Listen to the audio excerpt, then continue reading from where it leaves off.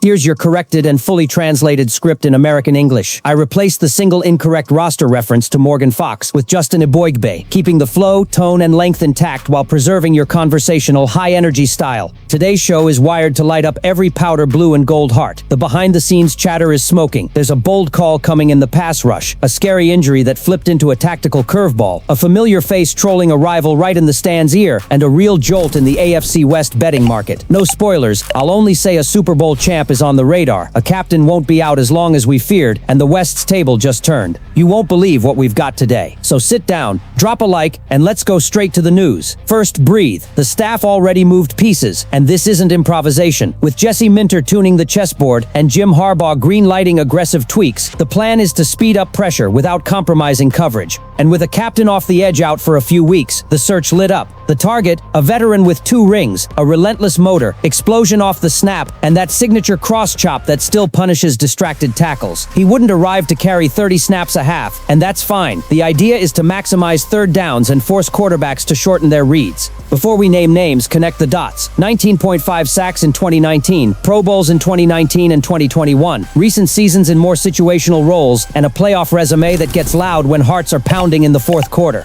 That profile matches exactly what Los Angeles needs until its starter returns. Immediate impact without wrecking the budget, a clearly defined responsibility package, and the psychological effect that makes offensive coordinators recalibrate protections. Meanwhile, other contenders are also poking the market, which raises urgency and demands precision in the offer. Yes, we're talking about Shaquille Barrett. At 32, he still has the burst to win half a man and turn a pass into a rush decision. After a 2024 stop with the Dolphins and finishing the year back with the Buccaneers, he hit 2025 as a free agent, primed for a short, smart deal. In Los Angeles, the fit would be plug and play, rotate with Tuli Tuipulotu and Bud Dupree, create weak side conflicts with movement, and deploy simulated pressure packages that hide who's actually coming. On long third downs, you can even widen him to a true wide 9, unleash the cross chop, and attack the left tackle's weak spot. The staff sees tactical and financial value, a bridge contract with snap and production incentives, easy off-ramps once the starter returns, and no traumatic cap hit in 2025. This isn't about the name, it's about the function, stealing one possession in tight games while the defense keeps its efficiency on early downs. And there's more. Barrett's mere presence changes play-action math for opponents, forces tight ends to stay in and help, and gives Minter his creativity back, especially on third downs with simulated blitz looks and twist games with Justin Eboigbe. On the other side of the map, the Ravens and Commanders pop up as interested clubs too, backed by market reports and best available lists that place Barrett among the safest immediate impact options, that inflates the bidding and demands cold blood. Los Angeles can't pay as if he were a 17-game starter. They need to pay for a 4 to 6 week impact. Fans got the message and reacted pragmatically online. Close it fast, third down package, and keep it moving. Don't burn capital out of panic. That's the point. This isn't panic, it's strategy. If the front office nails the price, the locker room gains belief, and the sideline gains tools, and that wasn't even the most surprising part of the day.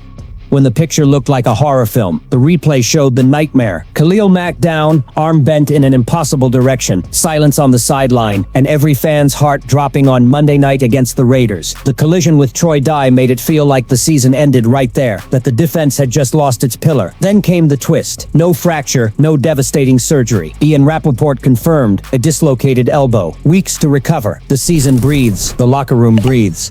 And that collective sigh stretches all the way to SoFi.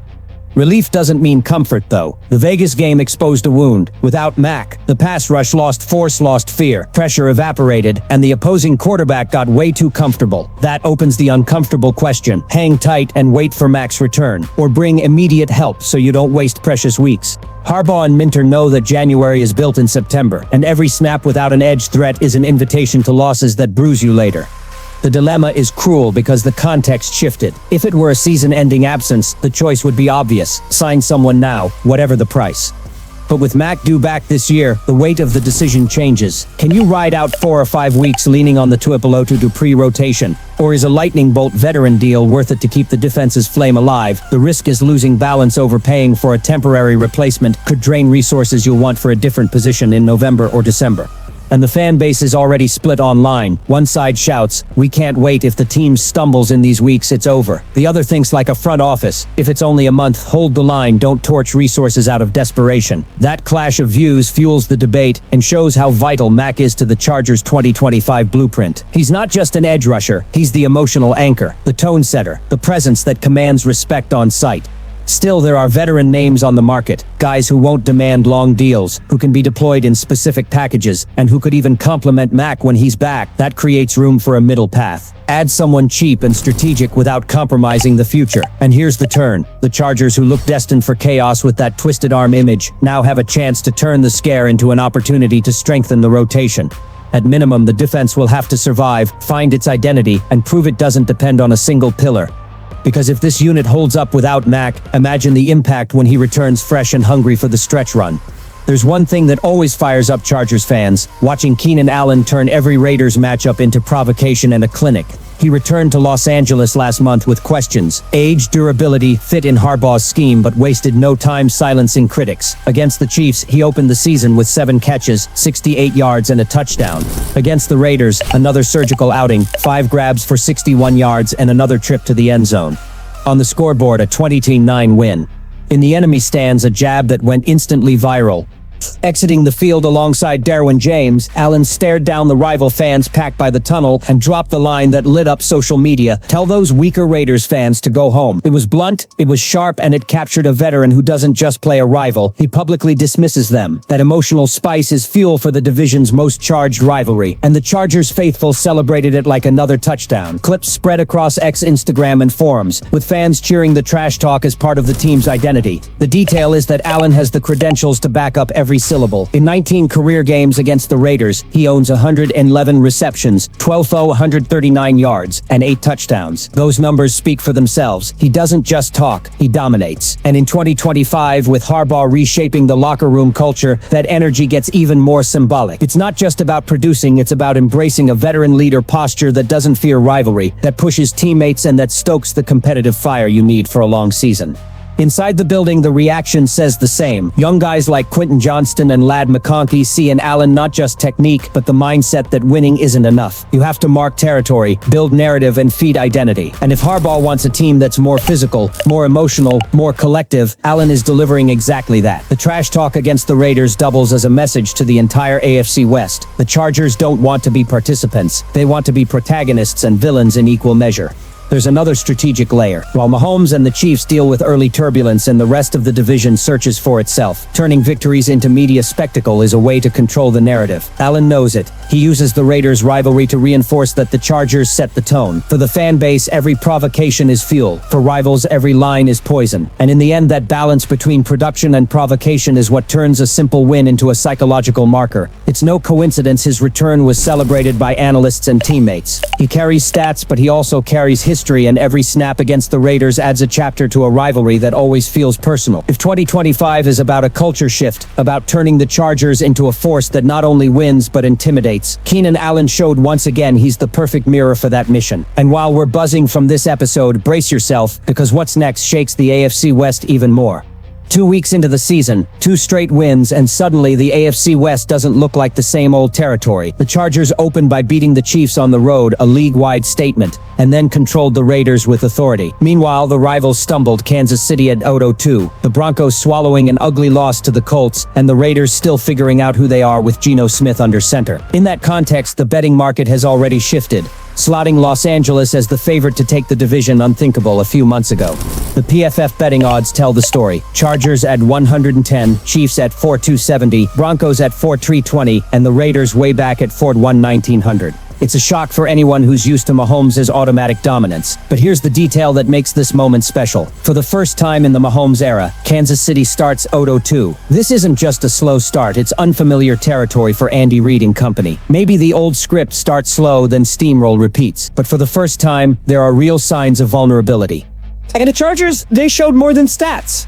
Winter's defense already flashed discipline and creativity, choking opponents on third down. The offense, even with adjustments and injuries, kept rhythm and confidence. Wins over the Chiefs and Raiders aren't just tally marks. They're psychological markers that build a leadership narrative. Harbaugh talks culture, and culture is built in games like these, where you don't just win, you can. That's the detail explaining the projection swing. The Chargers aren't seen as a promise anymore. They're seen as a threat. Caution still applies. Fans remember seasons that started hot and then and leaked away. We've seen this movie somewhat. The difference now is context. The Broncos and Raiders improved, but still live in peaks and valleys. The Chiefs, even with Mahomes, enter September in a scenario they've never faced. That opens a lane for Los Angeles to build an early cushion that could become decisive in December. It's not only about winning games, it's about managing narrative and pressure. For the fan base, this turn hits the pride switch. Each win reinforces the idea that Harbaugh came to change the story. Each updated odd feeds the sense that external respect finally matches internal talent. That collective feeling is fueled snap by snap, play by play. There's a growing belief that 2025 can be different. Sure, Mahomes could rip off a win streak, but right now the Chargers occupy the AFC West statistical and emotional throne. And if you think that was electric, hold tight, because the conclusion ties it all together with even more juice. Breathe, Bolt fam. The pieces connect. The surgical hunt for a veteran edge keeps the pressure alive while Mack recovers from the scare. Harbaugh and Minter fine-tune the packages, and the locker room keeps the flame. Keenan Allen reminded everyone who owns the desert, and the AFC West felt the jolt. 2 wins, a flipped narrative, and odds pointing to Los Angeles on top. Now it's about discipline, health, and cold-blooded decisions over the next few weeks. Do you believe this is the turning point of the Harbaugh era? Drop a comment, hit like, share with a Chargers friend, and subscribe so you don't miss a thing.